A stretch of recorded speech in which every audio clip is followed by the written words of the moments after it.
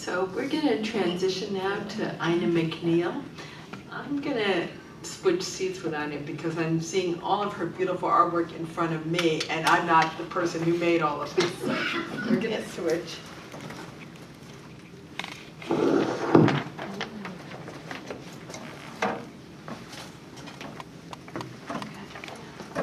A little bit of background. I first learned about Ina McNeil in a newspaper article. I was a brand new folklorist to Long Island. It must have been the early 1990s, and there was an article about her and how some of her work was being exhibited at the time, the new Native American Museum in Manhattan. And when I found out she lived in Hempstead, I said, okay, I've got to find her. And sure enough, I eventually found her.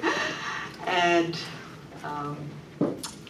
I've learned so much from her over time, both personally as well as professionally, about Native American culture. I owe her a great deal of gratitude for teaching. So, Ina, first, why don't you tell people a little bit about your family history and how you learned some of the traditions that you practice today. Okay. My English name is Ina May McNeil, but my Lakota name is Wamniumni Lutanwi. My great-grandmother, who was a healer in her lifetime, was very ill at the time I was born, and that was her name. And so before she passed, then she bestowed upon me that name, so my family tells me. But I was born and raised on the Standing Rock Sioux Reservation. Our reservation overlaps 2 states, North Dakota, South Dakota, and I was taught by my father's mother a lot of things. And my great-grandfather, his English name is Henry Oscar Wunba. Anyhow, he really was, in our language, called Tatagawajila, means a lone buffalo bull. That was his name. And he was already very elderly when I was born. And he lived to be 105 years old. And so I got to take walks with him some mornings. He would have a cane in one hand and I in my little hand in the other, and we'd take walks. Had 2 other sisters, so we had to share him. They had to go on walks with him. But I was so happy that he remained alive so long, because he taught my grandmother the history of our people. He was the last hereditary chief of our people. His father was Sitting Bull. A lot of people know Sitting Bull because he and the Cheyenne people, I have to give the Cheyenne Nation the credit, because the Cheyenne people came, that nation, and helped our people defeat General Custer and the U.S. cavalry at the Battle of the Little Bighorn in Montana. And we call it the Battle of Greasy Grass. But so my great-great-grandfather, Sitting Bull, became very well known. He traveled with the Wild Bill West Show to Europe in order to see where these people were coming from. He wanted to know. So he met the rulers and kings and queens and so forth of Europe. But the money he earned, he would give to the children that he saw in the streets in Europe that were hungry, that had nothing to eat. And he would give money to them instead. So when he came back, he didn't bring money home with him. My father often told that story. But he always thought about his people and the children and great-grandchildren. And he always, the people, when they had the meetings, the large meetings 4 times a year, they always talked about 7 generations from now. And so they're very futuristic in how they planned everything. But my great-grandfather in the evenings would sit with my grandmother and grandpa and everyone and tell us the stories. And through storytelling, they gave us a historical account. And they always said, remember this, don't ever forget this. And so it's interesting. I'm married to a man who's not a Hunkpapa Lakota, and he always says, "Oh my God, you don't ever forget anything, do you?" Good or bad. But so it's just an interesting thing. Our language was an oral language; it wasn't written. Our people used pictographs and wrote and used pictographs to keep a written history of our people on buffalo hides. So when people say, well, if you didn't have a written language and you don't have a history, no, we did. We used pictographs for that. So it was an interesting household in which I was raised. I learned my language first. And then later on, when I was 7 years old, I had to go to boarding schools to learn English. Can you tell us why you had to go to the boarding school? The federal government, who controls the reservations, informed the parents that in order for them to get their monthly rations, that they had to send their children to these boarding schools. We did not know that until we were young women, and we sat our father and mother down one time, and one of my older sisters, I didn't have that right because I was the youngest of three. So one of the older sisters said, we want to ask you something. Why'd you send us away to these schools? And so they told us we would not get the monthly rations if we did not send you. And we have to survive. You have to survive. But my grandmother, I remember her telling me before we got on the bus, all three of us, that we must never forget our language. We must never forget our people, and we must never forget our religion, our families. And she said, one day the federal government will come to you and ask you, are you Native American? You'll say yes, and they'll say, can you speak your language? And you'll say no, and they'll say, well, then you're not Native American. And so the three of us, thank God, went to the same boarding school. And we had to live at the campus. We were like 3.5 hours from our reservation. And there was a big girl's dorm and a little girl's dorm. And my sister, 2 years older than I, were in the little girl's dorm. And our eldest sister was put in the big girl's dorm. But in that school, we had to learn English. We had to forget everything about us that was native, they told us, and I thought that's impossible. The three of us sisters would get together in some isolated corner of the campus, and we would speak our language to each other, tell jokes to each other in our language, sing our songs that Grandma taught us and Grandpa taught us, and so that we wouldn't forget who we were. And so I was very thankful. I had 2 older sisters in boarding school, so many of the kids were sent there by themselves without a sibling, and it was very difficult for them. So I was fortunate that way. Now, I know that you were unusual as a young girl in some of the things that interested you and that you were very good at them is more typically associated with boys. Can you talk a little bit about, some of those experiences, the hunting and the fishing? Oh yes.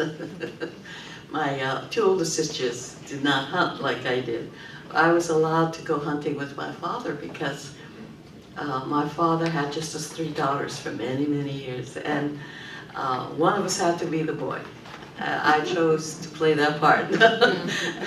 I did a lot of things with father that a boy would do in a family. And my 2 older sisters had to learn the ways of being a woman of the house, to cook, to keep house, to sew, to do all those things, which I didn't have the opportunity to learn. But I was allowed to go hunting with my father and my uncles. And I remember the first time, I did a lot of days and months of practice. And the first time I killed a deer, it was down in a gully. And I said, hey, I need some help. I got to pull this all the way this side up to the bluff up there. All the vehicles are parked up there. And they all looked at me and they said, you shot that deer, didn't you? I said, yes. You get it up the best way you can. So thank God one of my brother-in-laws brought a son with him. So he came down. He was about 7 years old or so. He said, "Don't worry, Auntie, I'll help you." So he helped me pull the deer up that hill. We're literally lying on our backs, pushing with our heels, holding that deer, pulling it up the side of the hill. But you know, things like that. And I had to learn to take the skin off the deer and butcher it and do everything. They said, "Okay, you're gonna learn. You want to come with the men? This is what you have to do."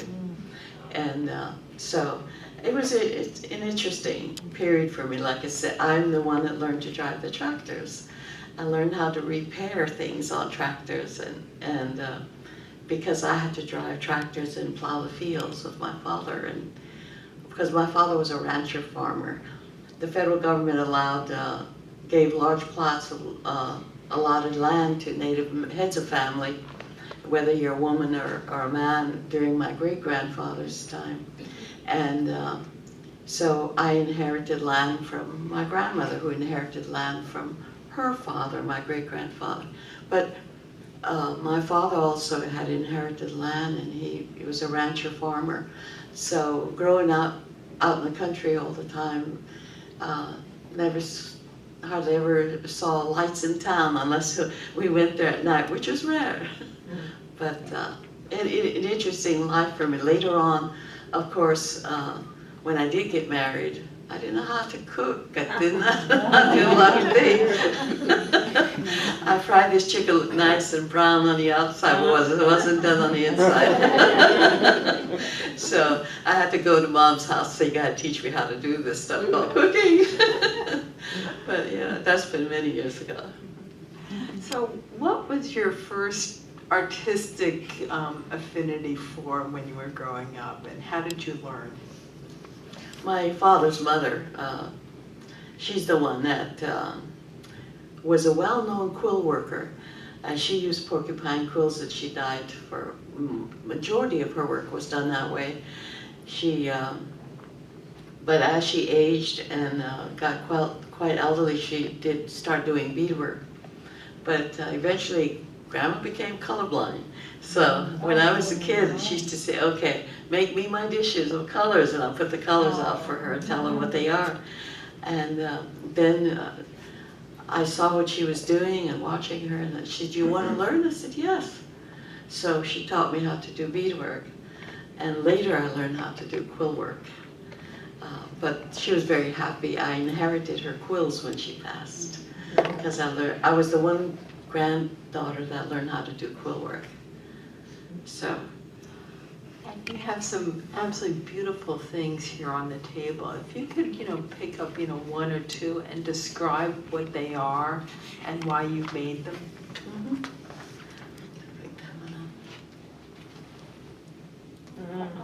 Okay, this is a Pike Bag. We made beautiful bags like this to carry our pipes in. This was made for my grandson, Carisi, who's behind that camera there. And he was 13 years old when he first started to do the Sundance. And because he was the youngest of our family that started the start dancing, these sacred dances and ceremonies, then after 4 years of his dancing, I made him this pipe bag. The porcupine quill work is in this area here. And I did not do that because my brother happened to be with me here on the East Coast, the younger brother. And he said, "Let me help. I want to do the quill portion of the bag." So he dyed the quills and he did the quill work here in this section. And you see in the back, you just see the edges of the dark edges of the porcupine in the back of the quills. We'll have an opportunity where you'll be able to come up close and see all these beautiful things.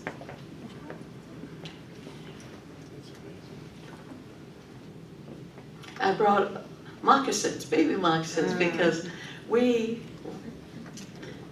previous presentation we did early in winter, I brought the moccasins my grandson Carisi and I are working on for his father. He was the last of my children I never made moccasins for. Not that I forgot about him. Life gets in the way. So we've been working on a pair of moccasins for him, and we're not quite finished with them. So today I didn't want to bring those, I just wanted to bring something finished to show you. The bottoms of the baby moccasins are soft deer skin. The skin I used here is smoked, slightly smoked. And the reason we smoke them is to make them water resistant. So this here is made for a little girl, of course. And then these I made for a little boy. And it's just interesting. We either go the bead everywhere we can on the moccasins or just do a little bit around the edge and at the toe for babies. When my two oldest grandsons were first born, they were born a week apart. So I had to hurry up, make moccasins in a hurry. And it's interesting. One of them, pristine.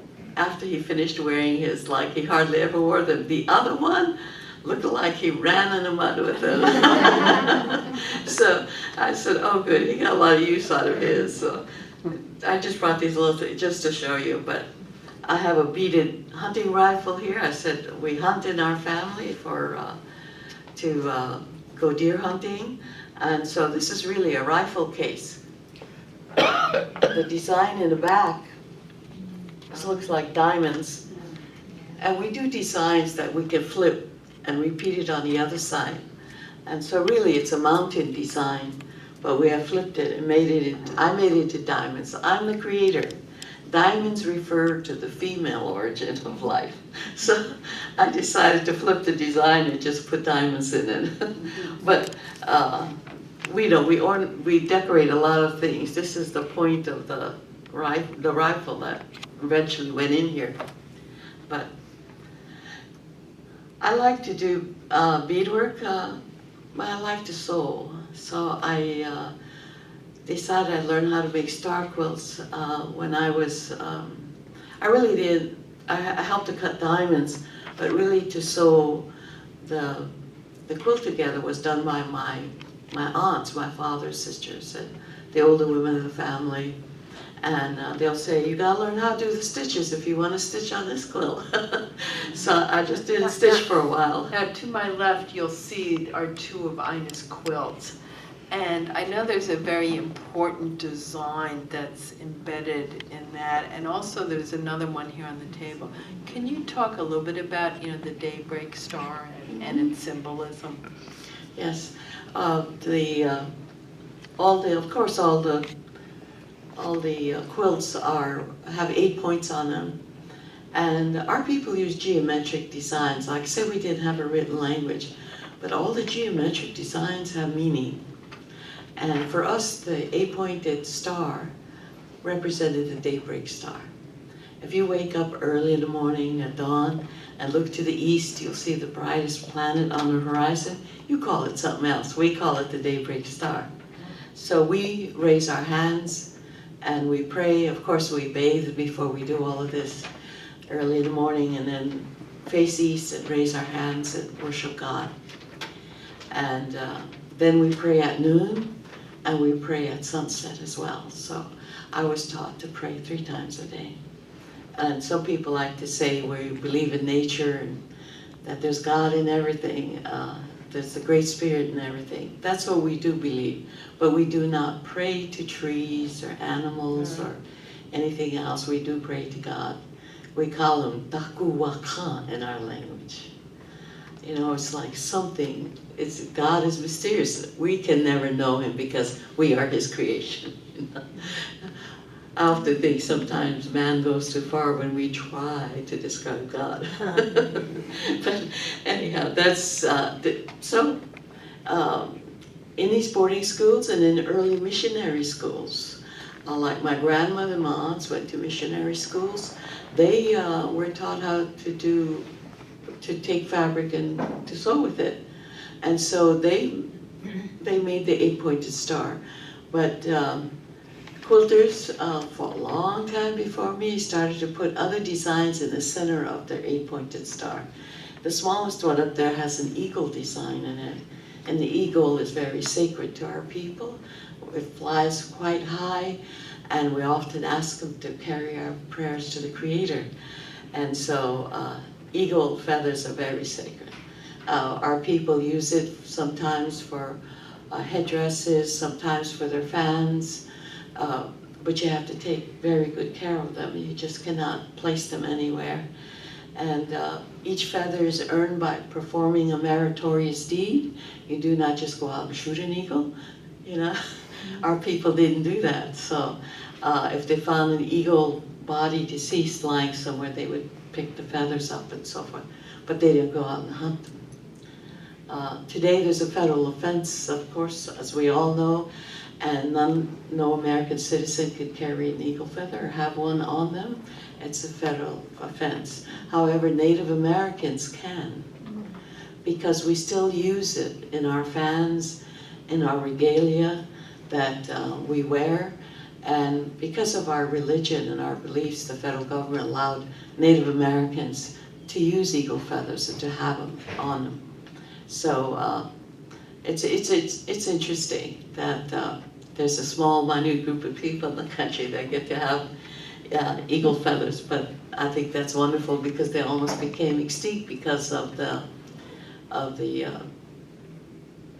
what is that they put on the DDT that they put on the croplands and so forth, that when they ate the dead carcasses, then they would get it. So we lost a lot of eagles that way. But now we see a lot of American bald eagles on our reservation, which is great. Yeah, so we're happy for that. Okay, I have one last question. Can you describe to people the importance of the buffalo calf maiden in Native American tradition? Yes. Our religion, and I said our religion several times, but our religion came from what we call, in English, it's not a really good translation, but it's the sacred white buffalo calf maiden. And one day there were two young men went to this tall butte. They went looking for horses. If they didn't see horses, then they were looking for deer. So they climbed this mountain, this butte, and they were up on top of it, which suddenly, out of a clear blue sky, a cloud came down. And out of the cloud stepped this heavenly creature that was dressed like our people did. And one of the young men looked at her as a sacred being. The other one looked at her as an ordinary woman. And that cloud enveloped that one young man that looked at her as an ordinary woman. And when the cloud dissipated, there was just nothing but a pile of bones left of him. Mm-hmm.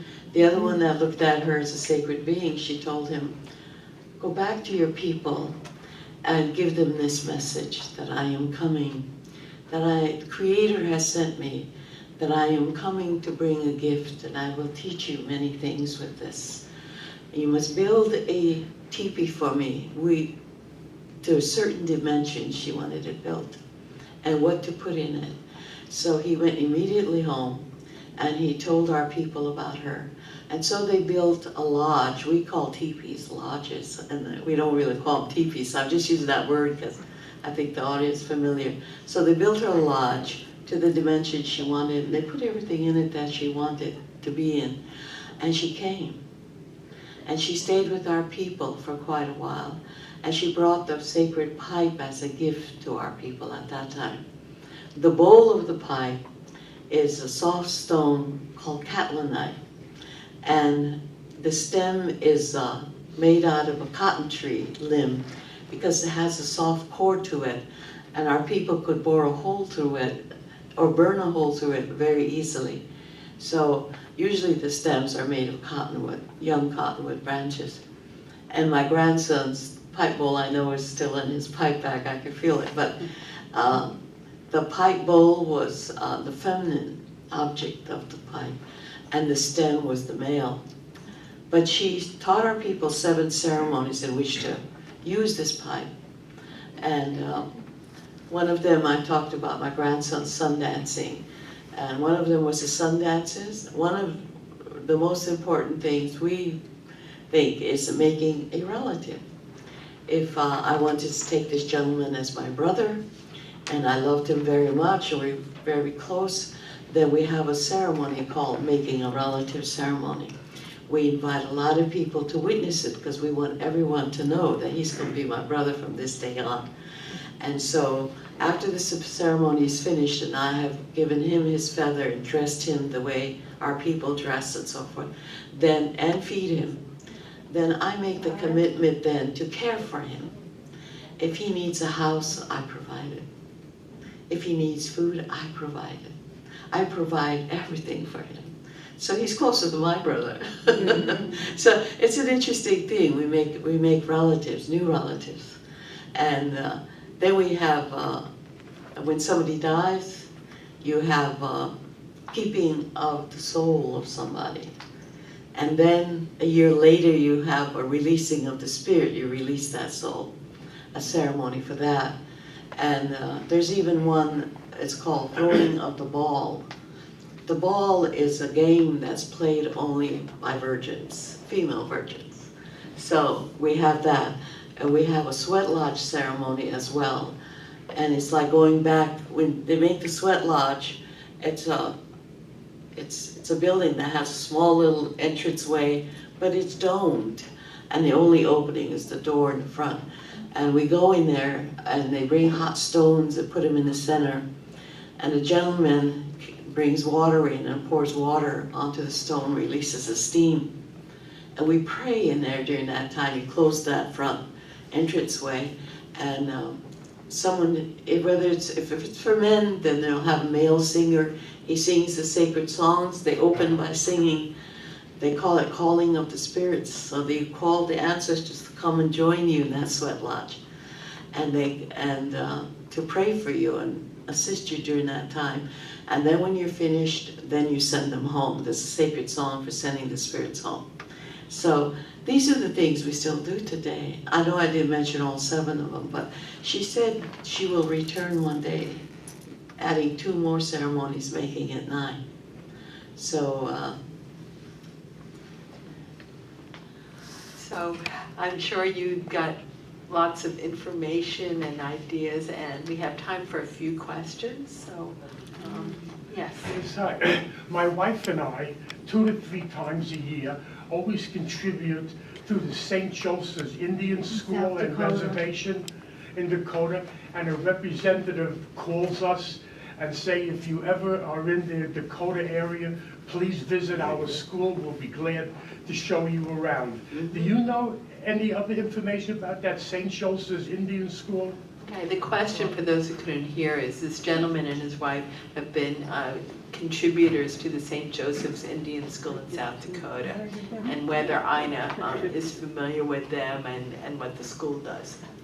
yes, that's it wasn't in existence when I was young, but it came into existence in the last 30, 40 years, I think. And it's in Chamberlain, South Dakota, and it's not on a reservation, but it's a boarding school for young Native American children. And I know we get the flyers from them too as well, because my husband has donated to it and so forth. But it is a valid school, and they do teach Native Americans there. They do attend, yes. My wife and I actually visited there last summer. Oh, really? And it's a wonderful school, very loving, and they take care of the children in such a loving way. Yes. And it goes through the 8th grade, and then they have a very close tie with Chamberlain High School, where they'll even house students back in St. Joseph's when they go to Chamberlain High School. It's wonderful. Yeah. Oh. But maybe you should mention a little bit about your son, who's the president. Oh, I have 4 sons and a daughter. And my second to the eldest son, Ron, attended law school in the state of South Dakota. He said, Mother, I'm going to make my home out here, and I'm going to live here on the reservation for the rest of my life and serve my people. And so I have to remind him of that. He's thinking of moving to Montana with his wife. But anyhow, he attended law school. He studied international law because he wanted to work on the treaties that our people signed with the United States government. Because at the time those treaties were signed, they were signed between 2 nations. Not between a nation and a tribe, but between 2 nations. And so he has given many hours and many months and a lot of time, not only to our people, but to other Native American nations in this country for their rights, to help understand the law, to understand their treaties. So he's utilized a great deal for that. He studied law and he practiced law, and then he said one day after 5 or 6 years, "Mother, I do not like law." I was shocked, and he said, "I love education." So he went back to school, took some courses, and he was tribal, the tribe hired him on as the president of Sitting Bull College for quite a few years. And we had a tiny little campus and some used buildings for the college, and he finally was able to raise enough money to start a new campus. They had to buy land from a Native American back home in order for this huge campus that they have now. And they must have about, they must have about 12 buildings now, good size modern buildings there. And they also have houses that they built for the married couples that both want to go to college, that they could stay there in those homes, and the tribe facilitates everything so that they can both go to school at the same time. But they also have rooms and dorms for the young men, single men, and young women to stay on campus. Not a lot, but some of them that are really good students get to stay on campus. So my son Ron, after he left, just before he left from being president of the college, then he ran for tribal chairman and was elected as the chairman of our tribe. We don't call them chiefs anymore, and he was chairman of the tribe. So he did a lot of work and traveled everywhere he could to raise funds to be able to get investors to invest in our reservation, to try and create businesses on our reservation. So he's... Okay. Are there any other questions? Yes. I have a question. The oral communication, was there a common oral communication amongst can't say all of the tribes, but a lot of the tribes? The question is whether was there some kind of commonality in terms of communicating among the various tribes around the country? Well, I think if amongst our people there are 8 council fires, there are 8 different reservations, North Dakota, South Dakota, and we all speak the same language. We have 3 dialects, the L, the D, and the N. Let's take the English word this. In our language, le is the L dialect for this. N is ne for, and D is de. Now it's 3 dialects. I grew up learning all 3. So we speak 3 dialects, but we all understand each other, yes. And there's a masculine way of speaking and a feminine way of speaking our language. But there's 3 other nations that were north of us, and they are the Mandan, Hadassah, and the Rikara. They speak a form of our language. I guess what I'm curious, would there be any natural vocabulary between one of the dialects that you know and say, Denise's on the Shinnecock Reservation? I don't think there's any. However, there was a sign language that was learned by all the Native Americans across the continent in order to communicate with each other. Yeah. So my grandparents, my father, mother, everyone knew this sign language, and they tried to teach it to us. Now we learned the best we could from it. So at home, you still have some of the old people that are still teaching the young ones how to do that. And there's a young man that travels nationally, internationally. His name is Kevin Locke, and he's from our reservation. And Kevin goes about, when he does performances, Kevin will use the sign language. And that's the Native American Sign Language he's using. Yeah. I guess I also want to ask the same question of Taylor. Are there certain vocabulary, from some of the language that the native language and some of the people you meet from other tribes? I noticed that there's sometimes common words. So there's like common words for different plants or an animal, like might sound a little similar. But I'm trying to think of a couple words. I know there's 2 words that I can think. I know Yeah. Atuk Atuk. is a deer Yeah. in our language. Deer. So there's a lot of deer here on the East Coast, and they also roam around too. So there's words like atak, and I know that there's also words that people take into their language, like from the Algonquin Shinnecock word powwow. I know if you guys are familiar with that word, it's become part of the English language now, powwow, and it means to gather and celebrate together in one area. So a lot of us, we use that across the country in different native languages, and now it's become part of the English. Thank you very much, Taylor. So we have time for one more question. Okay. Is there a book that you recommend for someone like me who would like to learn about American Indians? The question is whether there's a book that any of them would recommend if you want to learn more about Native American culture. I'm taking One a lot of book? notes. One book? That would be tough. Yeah, or, you know, an author perhaps. I wish Patty was here. Usually books that are written by Native Americans is a good place to start. I know amongst our people, Vine Deloria Jr. has written many books, and he still teaches at the University of New Mexico. I'm sorry, say the name again? Vine, V-I-N-E, Yeah. Deloria Jr. We can give you some more information after Yeah. the program's ended. Oh, thank you. Okay. And you might find it in your local library. That's good.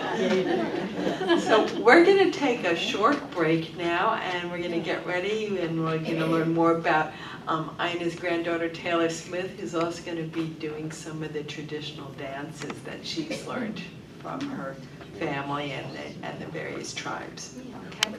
Okay, so come back in about 10 minutes, okay? Okay, so now we gotta get up and move everything back. So